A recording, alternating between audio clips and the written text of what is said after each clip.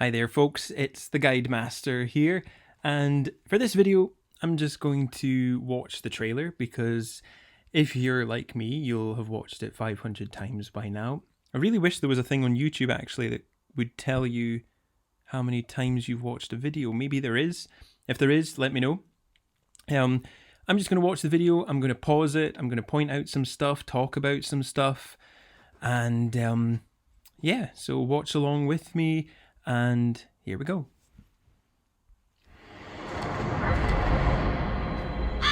So instantly I'm going to pause it here because the opening of the trailer, we've got this bird, and I've seen loads of people talking about it online. They've looked up this bird and they think it's some sort of crow. I can't even remember now. I'm looking it up as I speak. You can probably hear me typing. Yeah. Sorry, so it's not a crow, it's a red-winged blackbird. That's what people are saying. To me, the bird looks quite big. It's got the exact same colours as a red-winged blackbird, if you look it up.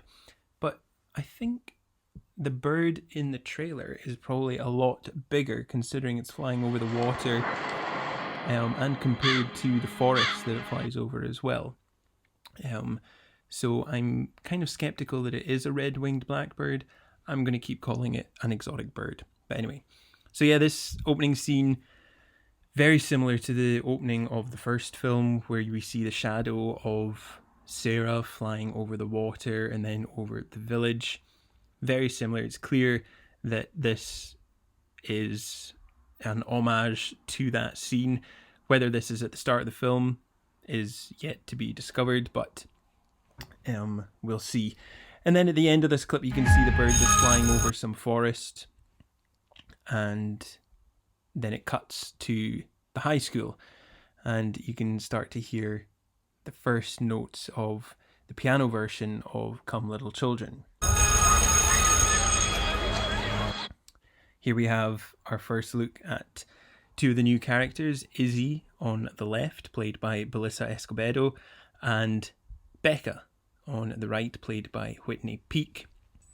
All through filming, there was all this talk about how maybe they were meant to represent the Sanderson sisters. We've got three new young protagonists, Becca, Izzy and Cassie. Were they meant to reflect Winnie, Sarah and Mary, with Becca being like Winnie, Izzy being like Mary, Cassie being like Sarah? Another cool little detail I noticed in this scene is that Izzy is holding a little birthday balloon, presumably for Becca, and then in the next shot you can see her slyly tucking away into Becca's bag. Interesting to see that Izzy is wearing a scarf with eyes all over it, very much like the eye from the spellbook, and they're tying up their bikes outside school. Hey, happy birthday. Thanks. So what are you guys doing tonight? So Cassie wishes Becca a happy birthday, so Halloween must be Becca's birthday. How convenient. Cassie asks Becca what they're up to that night, and Becca replies, same birthday ritual, scary movie marathons, same as always. So we're led to believe that every year Becca does a birthday ritual, whatever that may be. We see a shot of her lighting a match, so it does seem to be sort of magical, you know, certainly some kind of ritual that she performs on her birthday every year. The ritual, scary movie marathon, same as every year. We then cut to a shot of Izzy and Becca walking their bikes across the road, and there we see it. The old Sanderson house, which is now the Old Salem Magic Shop.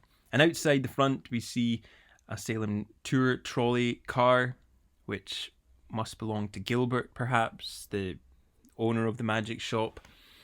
He must use that to do haunted tours maybe around Salem. The magic shop, obviously, we saw on-set photos and they only built the first two floors. The roof wasn't on it, so it's incredible to see it CGI'd in. It just looks seamless. It looks perfect, you know. Like Bette Midler said in that reaction video, it looks fabulous. That looks fabulous. And I think we're all going to be blown away by the CGI in this film. Then after this, we cut inside the magic shop. There's a lot going on. A black cat falls out of the sky, lands on the counter. Izzy and Becca look at it, kind of scared, bemused, as if they know the cat. It's as if they know Gilbert as well. He's chatting to them as if he knows the two girls. And he says that, legend has it that it's on her 16th birthday that a witch will get her powers. So we're kind of led to believe that Becca's turning 16. Perhaps she's a witch. She's going to perform a ritual. There's a giant full moon. This is our first proper official look at Sam Richardson as Gilbert as well. He's wearing a little vest and a shirt and looks very wizard-like and magical. I don't know if there's anything to that, but we won't read too much into it.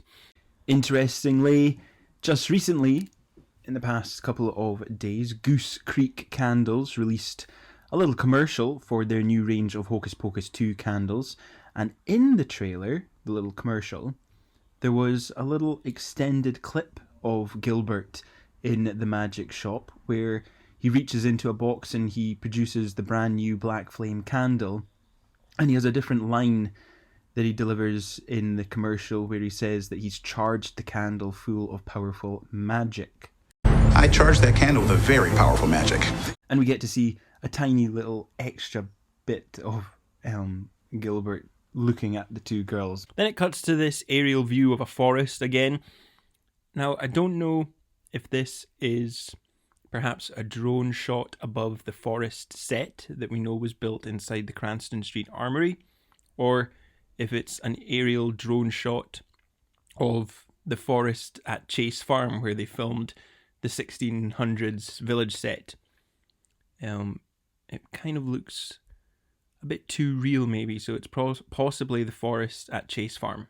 Then we have this really cool cut between Becca and Izzy reciting this ritualistic poem, and we hear the Sanderson sisters reciting their Ichita Copita. Another year begins anew.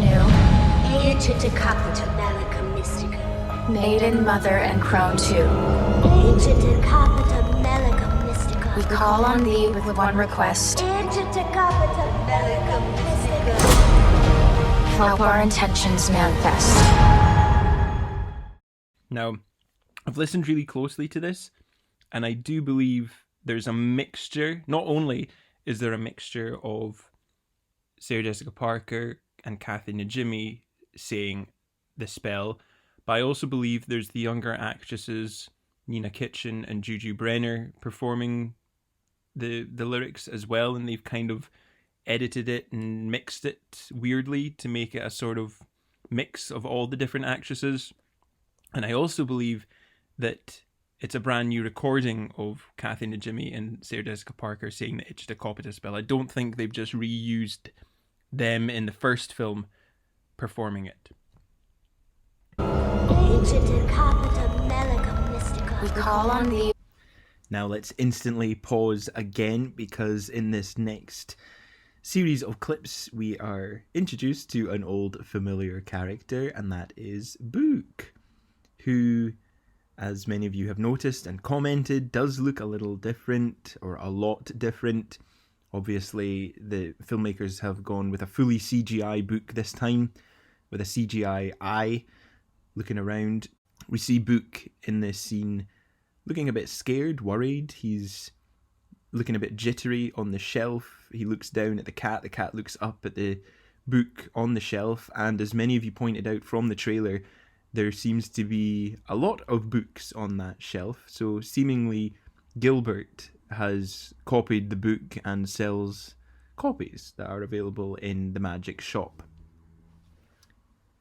I'm not going to speak any further about the change in Book, because you've all mentioned it in the comments, how the eye is a different colour, it looks a bit different in CGI, but personally, I think it's okay. I think, obviously, Hocus Pocus was 1993.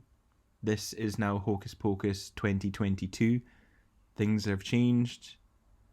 Let's just see how the final film is, and I'm sure it will be great.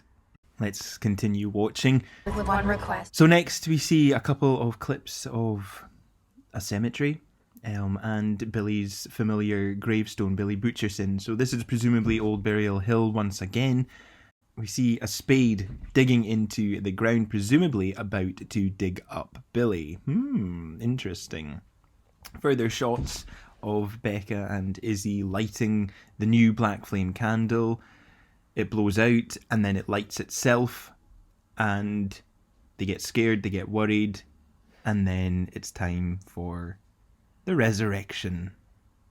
So I just love how the ground opens up this time in the shape of a pitchfork. There's obviously 3 lines forming it in the ground, one for each of the Sanderson sisters. Unlike the first film though, the ground isn't glowing green, it's glowing red this time. I don't know if there'll be an explanation for the change in that.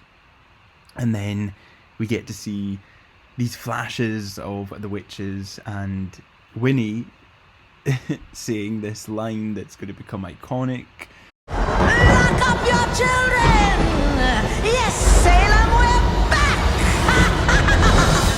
Perfect. Then we cut to the short scene, the short snippet of the Salem Scarefest.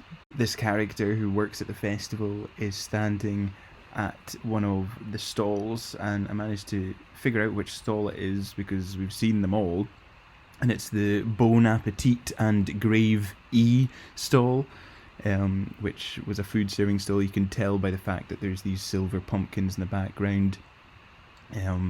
He turns to the ladies and he asks if they're looking for the stage. He recognises them, but obviously thinks that they're people in costume, and it zooms in on Winnie, and she delivers the line, Always. oh, it's perfect. It's just so perfect. I just can't wait now. So hopefully the big extended trailer and the final poster will be revealed September 8th. I'm just putting that out there. I believe it's going to be September 8th, so we shall see. Thank you for watching this video. I know it's been quite long. Let me know if you've spotted anything else.